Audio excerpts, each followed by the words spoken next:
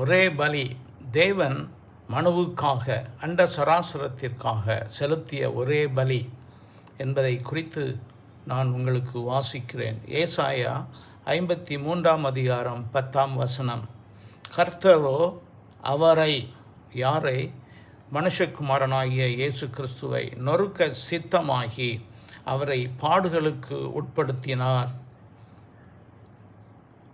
அவருடைய ஆத்மா தன்னை குற்ற நிவாரண பலியாக ஒப்பு கொடுக்கும்போது, இயேசுவின் ஆத்மா, அவர் தமது சந்ததியை கண்டு நீடித்த நாளாய் இருப்பார். கர்த்தருக்கு சித்தமானது அவர் கையினால் வாய்க்கும். So I just want to tell here, இதை நான் சொல்ல விரும்புகிறேன்.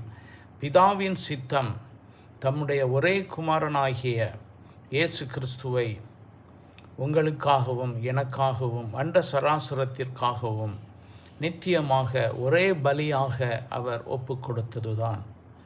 இந்த அண்ட சராசரத்திலும் ஒரு பெரிய காரியம் தேவன் நமக்காக செய்தது எது என்றால், இயேசு கிறிஸ்துவை, மனுஷகுமாரனாகிய அவரை ஒரே பலியாக உங்களுக்காகவும் எனக்காகவும் ஒப்பு கொடுத்தது தான்.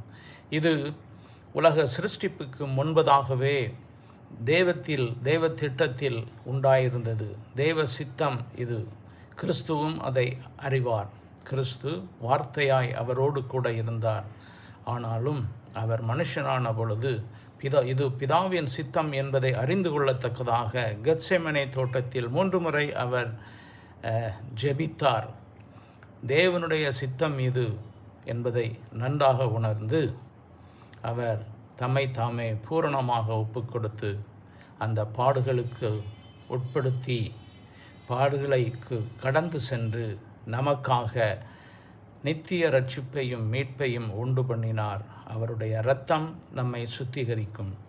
அவருடைய பாடுகளின் நிமித்தம், சரீர பாடுகளின் நிமித்தம் நம்மளுடைய பாவம், மனுக்குலத்தின் பாவம், ஒரே பாவம் இதோ மன்னிக்கப்பட்டிருக்கிறது. அதனால்தான் யோவான் சொன்னார், இதோ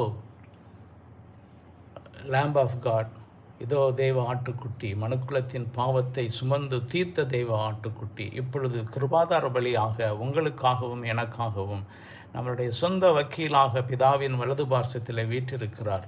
இவர்தான் ஒரே பலி. அவர் பட்ட பாடுகள் கல்வாரியில் நிறைவேறிற்று.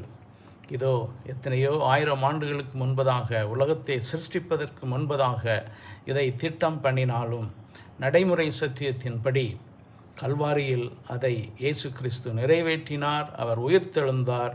உங்களுக்காக காத்து கொண்டிருக்கிறார். ஏற்றுக்கொள்ளுங்கள்.